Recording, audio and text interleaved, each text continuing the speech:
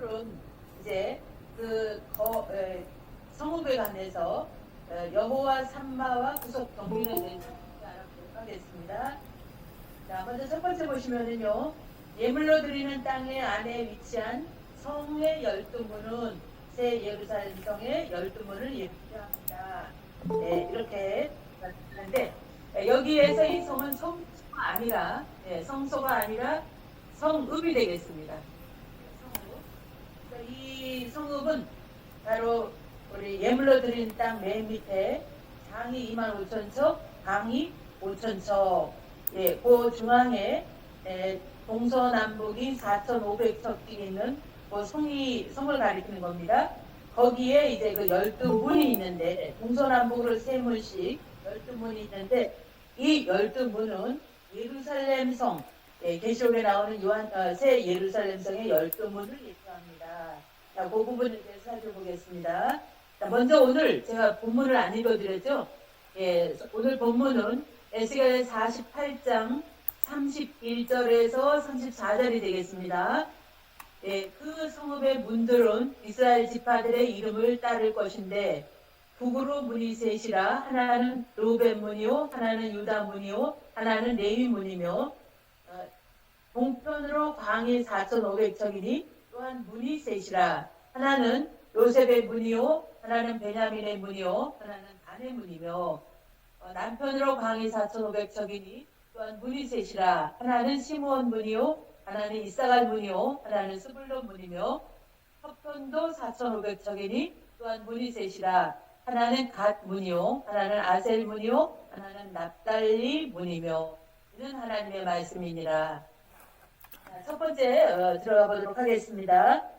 이 예물로 드린 땅의 안에 위치한 이 성의 12문은 새 예루살렘의 12문을 예표한다고 말씀드렸는데, 하나님께서 구별하신 거룩한 성에는 동서남북으로 사방문 3개씩 12개의 문이 있습니다. 이 12개의 문이 조금 다른 그 성경과 특이한 점은, 다른 어떤 곳에서도 항상 동편이 먼저 나오는데, 이 에스겔 그 성읍의 문은 북편부터 나오죠. 북편의 3문인데 르우벤, 유다, 레위, 이렇게 3문이고, 또 동편으로는 요셉과 베냐민, 단, 또 남편으로는 시므온, 이사갈, 스불론, 서편으로는 갓, 아셀, 납달리, 이렇게 3문씩 나오는 것을 우리가 볼 수가 있습니다. 여기서 북편에 나오는 그 르우벤과 유다와 레위는 이 세 지파는 장자라는 우리가 장자라는 것을 알 수가 있죠. 르우벤은 육적 장자, 그다음에 유다는 혈통적 장자. 혈통적 장자라면은 우리가 이 레위는 이스라엘의 이 첫 장자다. 민수기 3장 보면은 그렇게 말씀하고 있죠. 민수기 3장 14절 보면은 이 레위는 이 이스라엘의 숲에서 난 장자로 숲에서 이 레위를 장자라고 이렇게 말씀하고 있는 것을 볼 수가 있습니다. 자, 그 다음에 우리가 논문을 보게 되면은 요셉과 베냐민, 그리고 단은 굉장히 좋지 않은 그런 이 지파죠. 그런데 이 요셉과 베냐민과 함께 동편에 위치하고 있다는 것. 이런 것이 참 특이한 점이고, 여기에서는 이 베냐민은 들어갔는데 요셉의 두 아들, 요셉의 두 아들이 없다는 것을 우리가 볼 수가 있죠. 자, 그 다음에 우리가 이 남편이나 서편, 이게 우리가 각 문의 이름을 명칭을 보게 되면은, 우리가 하나님께서 마지막 에스겔 성읍의 12문에 배치된 것도 깊이 한번 우리가 생각해 봐야 될 그런 내용이라고 볼 수가 있겠습니다. 자, 그 다음에 12개의 문은 세상 동서남북 사방으로 통하는 연결점이다. 동서남북 사방으로 통하는 연결점이다. 이렇게 말씀하고 있습니다.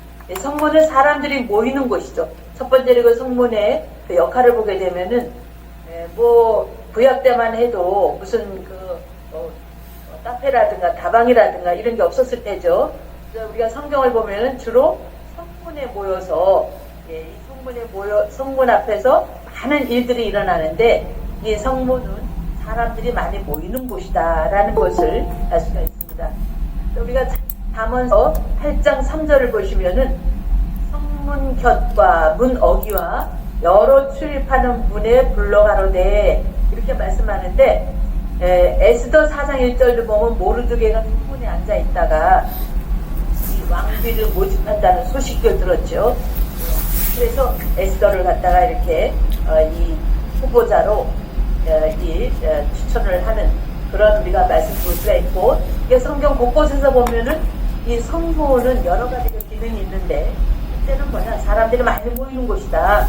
그 다음에 두 번째는 재판도 이곳에서 이루어지죠.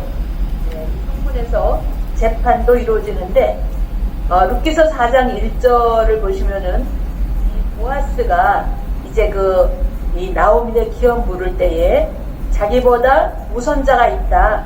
근데 그 우선자를 성문에서 많은 장로들 앞에서 이 기업을 물겠느냐. 그러니까 그 사람이 나는 안 물겠다 하니까 거기서 이제 장로들 앞에서 이 판결을 가서 이 보아스가 이 기업 물을 자가 되고, 신명기 21장 19절에도 보면은 그 재판을 성문 앞에서 장로들에게 나아가서 재판받는 그런 말씀이 기록된 것을 볼 수가 있습니다.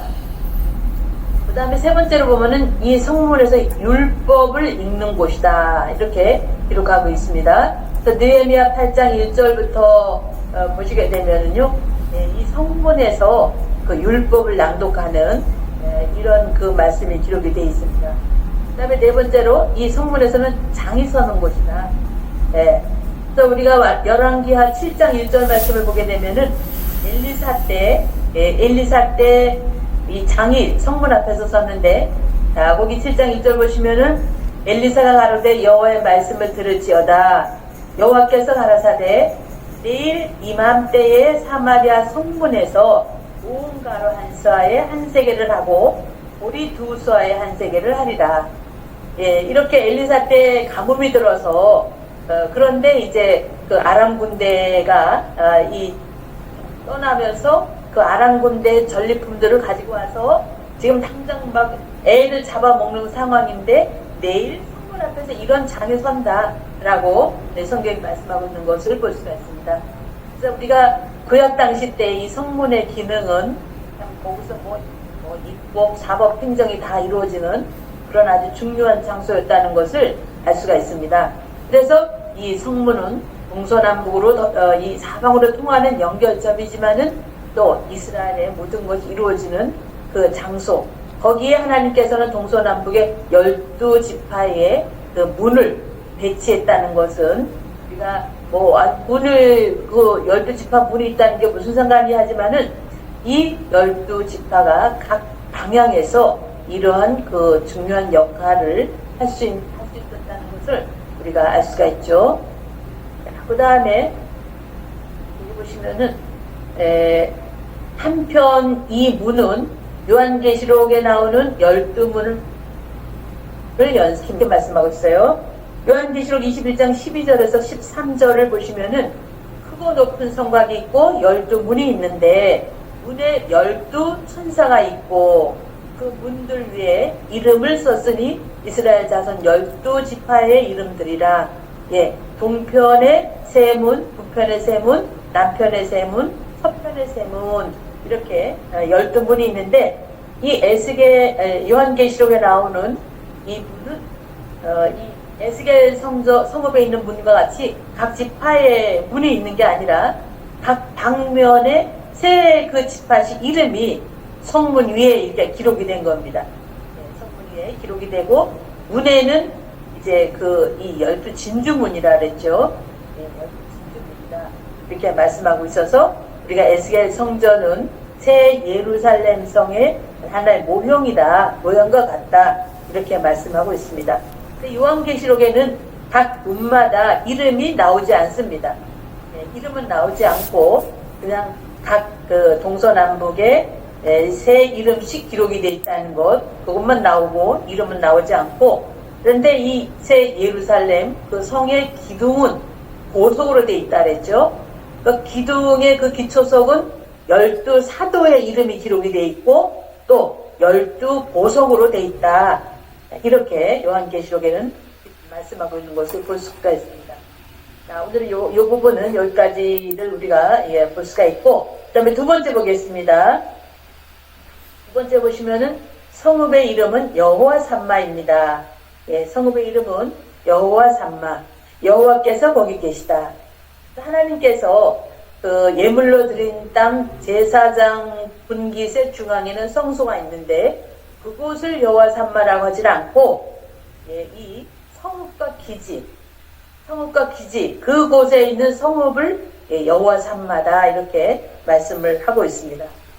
하나님께서 그곳에 여호와 삼마가 이렇게 선포된 것은 하나님은 뭐 우리하고 동떨어진 곳에 계신 것이 아니라 우리의 삶 속에, 우리의 모든 삶 속에 하나님이 함께 하신다는 그러한 의미가 되겠습니다. 에스겔 48장 35절에 보면은 그 사면의 도합이 18,000척이라 그날 후로는 그 성읍의 이름을 여호와 삼마라 하리라 고 말씀하고 있습니다. 여기에 18,000척은 성의 동쪽과 서쪽, 남쪽과 북쪽 각 방향의 4,500척씩을 이제 그 합치면은 18,000척이 되죠. 그래서 제가 지난번에 그 18,000이라는 숫자는 25의 720배수라 했죠. 네, 25수의 720배수. 그래서 우리가 에스겔 성전의 기본수는 25수라는 것을 알 수가 있죠. 이 성문을 말씀드리니까 우리나라에 최초로 성경, 우리나라 말로 최초로 성경이 번역된 것이 언제였냐면은 선교사도 들어오기 전에 1882년이었어요. 그 1882년에 존 러스라는 그 영국 선교사가 중국에서 선교를 하고 계셨는데 그분이 중국에 있으면서 마음은 온통 조선에 와 있었어요. 이 조선. 그러니까 이 조선을 선교를 가야 되겠는데 선교를 하려면 먼저 성경이 있어야 되니까 이 존 러스 목사님이 이 성경을 번역을 하려면 조선말을 배워야 되는데 조선말을 배울 수가 없잖아요. 중국에 있으니까. 그래서 이 존 러스가 고려문이라는 그 문이 있었대요. 그러니까 중국하고 이 조선하고 통하는 문. 그 고려문을 통해서 조선의 장사꾼들이 그 문을 통과하면서 중국으로 이렇게 장사를 다니는데 존 러스 목사님이 그 고려문에서 이제 이 양반이 그 문에서 누군가를 찾는 거예요. 자기 조선말을 가르칠 선생을 이제 찾는 거죠. 근데 그때 이응찬이라는 그 조선 그 장사꾼이 뭐 이 하나님을 믿을 리가 없죠. 성교도 안 됐으니까. 근데 이응찬이라는 분이 좀 똑똑했던가 봐요. 근데 존 러스 목사님이 가만히 보니까 장사가 똑똑한 거예요. 그래서 이 존 러스 목사님이 이응찬 씨를 자기 조선말 선생으로 이제 선택을 한 거예요. 그래서 이제 조선말을 배우면서 제일 먼저 번역된 것이 누가복음하고 요한복음을 1882년도에 이게 낙본으로 처음으로 이렇게 번역이 됐는데 우리나라의 첫 성경의 번역과 우리나라의 선교사가 들어오는 것도 고려문이라는 그 문에서 이루어진 일이라고 볼 수가 있죠. 그래서 이렇게 이 옛날에 그 성의 문은 참 이렇게 한 나라의 역사를 바꾸고 세계사를 바꾸는 아주 중요한 그런 역할을 했다는 것을 우리나라의 한 예를 들어서 알 수가 있죠. 네. 그래서 우리나라에 이제 참고로 말씀드리면은 신약 성경이 완전히 번역된 것은 1887년이었어요. 1887년. 이때는 이미 우리나라에 이제 선교사들이 이렇게 들어와서 많은 그 활동을 하고 있던 그런 때였다는 것을 우리가 알 수가 있죠. 자, 우리가 이제 거기 첫 번째 두 번째 대지의 첫 번째 보시겠습니다. 여호와 삼마의 의미를 보시게 되면은요, 여호와 삼마는 여호와께서 거기 계신다라는 뜻으로 이것은 이제 다시는 하나님의 백성을 떠나지 않고 영원히 함께 하시겠다는 약속이 되겠습니다. 네, 여호와 삼마는. 그래서 거기 두 번째 보시면은요, 그날의 그 의미를 보시면은 에스겔 48장 35절, 그 날은 이스라엘 백성이 바벨론 포로에서 귀환하여서 가나안 땅으로 돌아오는 날을 가리키지만 궁극적으로는 예수님의 재림하시는 날을 가리키는 거죠. 예수님이 재림하시는 그 날을 가리킨다는 것을 알 수가 있습니다. 이 날은 모든 대적들에게는 심판의 날이요, 하나님의 백성에게는 하나님의 나라가 완성되는 날입니다. 스가랴 14장 9절에서 여호와께서 천하의 왕이 되시리니 그날에는 여호와께서 홀로 하나이실 것이요, 그 이름이 홀로 하나이실 것이며 라고 말씀하고 있는 것을 볼 수가 있습니다.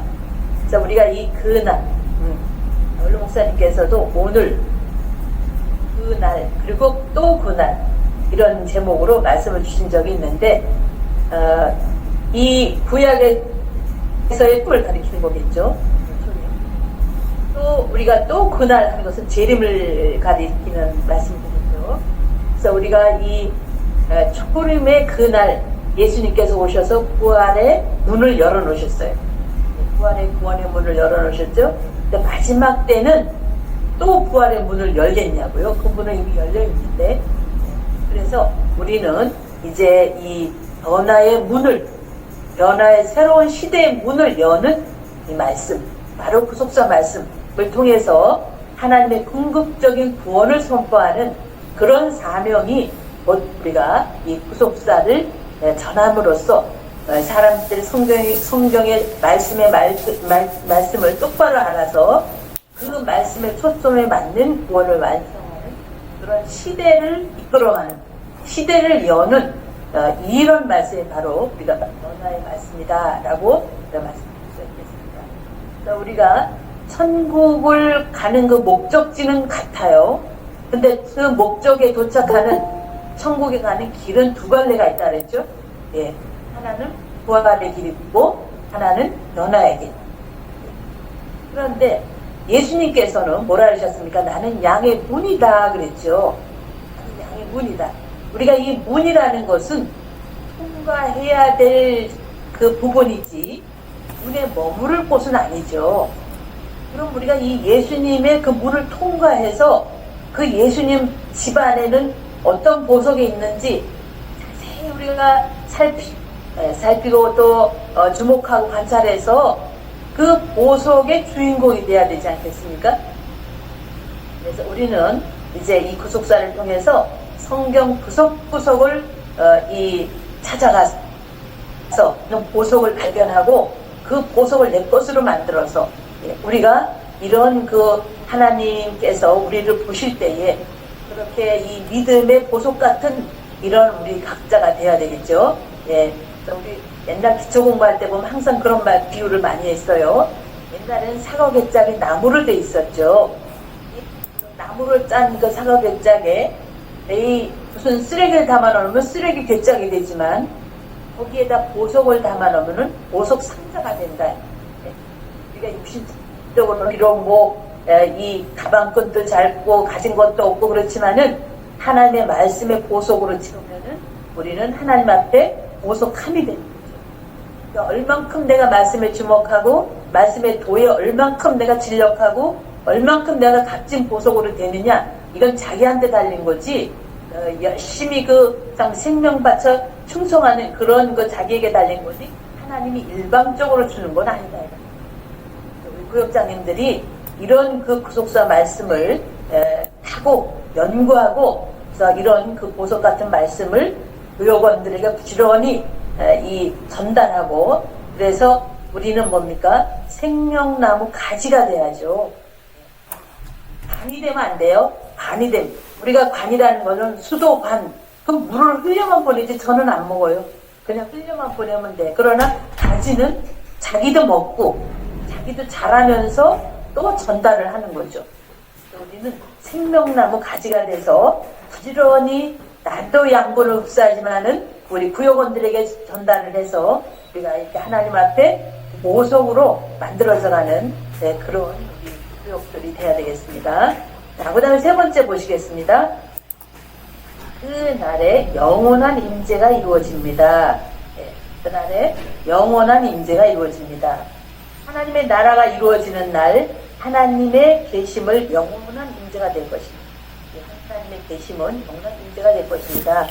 요한계시록 21장 3절 보시면은 내가 들으니 보좌에서 큰 음성이 나서 가로되 보라 하나님의 장막이 사람들과 함께 있음에 하나님이 저희와 함께 거하시리니 저희는 하나님의 백성이 되고 하나님은 친히 저희와 함께 계셔서 라고 이렇게 말씀하고 있죠.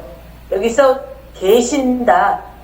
이것은 뭐 잠깐 계시다 떠나는 것이 아니라 영원히 계신다는 거죠. 영원히.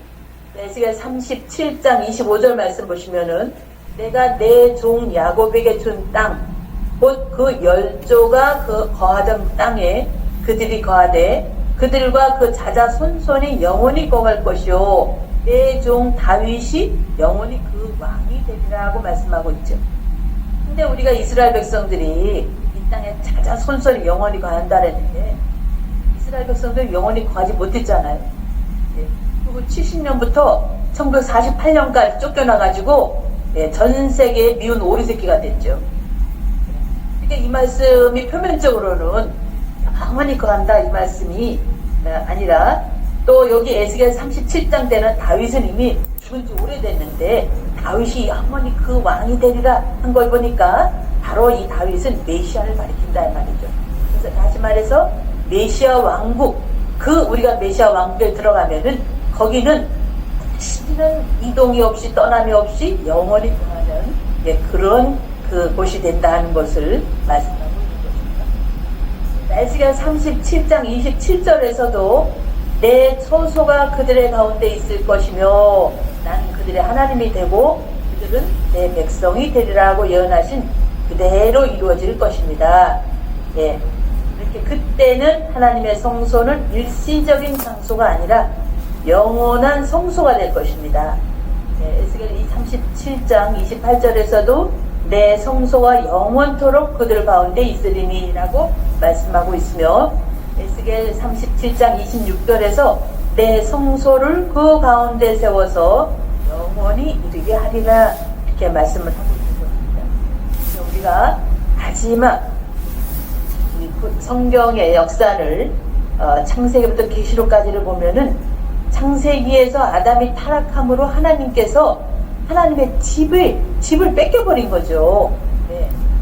사실은 아담이 하나님을 모신 거룩한 성전이었는데 이 아담이 뱀의 말을 들음으로만 인해서 하나님의 성소가 이제 하나님께서 마귀하고 같이 동거할 수 없잖아요. 하나님 떠나신 거예요. 하나님이 떠난 그 인생들의 마음을 가시와 엉겅퀴에다가 그냥 욕심과 탐심과 온갖 이 사단의 사주를 받아가지고 인생을 그렇게 힘들게 살고 있는데 하나님께서 다시 말씀이라는 이 도구를 통해서 우리 하나님의 본래 소속, 하나님의 본래 집을 지금 회복하는 역사가 바로 구속사다라고 볼 수가 있는 거죠. 근데 우리가 이 사단이를 내쫓으려면은 검이 날선 검이 돼야죠. 검이 그냥 누구도 못 자르는 검 가지고 무슨 사단을 내쫓겠어요? 이 검이 날선 검이 돼서 우리가 이 사단을 다 물리치고 하나님의 거룩한 성소를 다시 회복하는 그 역사가 우리가 구속사 곳곳에서 그 작전과 계획을 우리한테 보여주시는 그런 하나님의 말씀의 역사라는 것을 우리가 알 수가 있습니다. 이 말씀의 그 날선 검은 바로 뭐겠습니까? 에베소 6장 12절에 너희는 하나님의 말씀을 가지라 곧 성령의 검 하나님의 말씀이다. 날선 검은 성령의 검, 영적으로 충만한 하나님의 말씀. 그럴 때 우리가 바로 날선 예리한 검이 되는 거죠. 구역장님들도 구역원들을 이 말씀을 준다는 것은요 마귀를 무찌를 수 있는 무기를 공급하는 거예요. 무기를. 근데 그 무기가 좀 낯선 검의 무기를 공급을 해야 되는데 뭐 내가 기도가 부족하고 기도로 준비되어 있지 않고 또 말씀도 그저 그냥 주는 대로 줄줄줄 읽어서 끝난다면은 그 무기를 가지고 구역원들이 어떻게 마귀를 이길 수가 있겠어요. 우리 구역장님들이 정말 아버지 앞에 엎어져서 지혜를 구하고 능력을 구하고 기도하는 가운데 아주 물수가 가득한 말씀으로 구역원들에게 먹일 때에 이 구역원들이 낯선 검을 받아가지고 마귀를 이기고 믿음의 승리자들이 되는 거죠. 그래서 구역원들이 은혜를 받고 나면은요, 구역장님을 그렇게 감사하죠. 평생 나 그 구역장 믿을 수가 없다. 네. 내가 처음에 몰라가지고 그렇게 구박하고 전화도 안 받고 도망 다니고 그랬는데 끝까지 나를 이렇게 참 뚱뚱한 믿음으로 이렇게 나를 세워줬다고 감사해야죠. 우리 남수비의 구역장님들은 모두 정말 그런 그 속된 칭찬을 마시고 아버지 앞에 칭찬받는 우리 남성계 모두가 되시기를 주의 이름으로 부탁함을 드리겠습니다. 아멘. 오늘은 여기까지 하도록 하겠습니다. 자, 우리 잠깐 기도하고 충분히 광고하도록 하겠습니다. 고마우신 아버지 감사합니다. 오늘도 이렇게 저희들 예물로 드린 땅 성읍에 그 아버지 떤 구속동맹을 살펴보았습니다.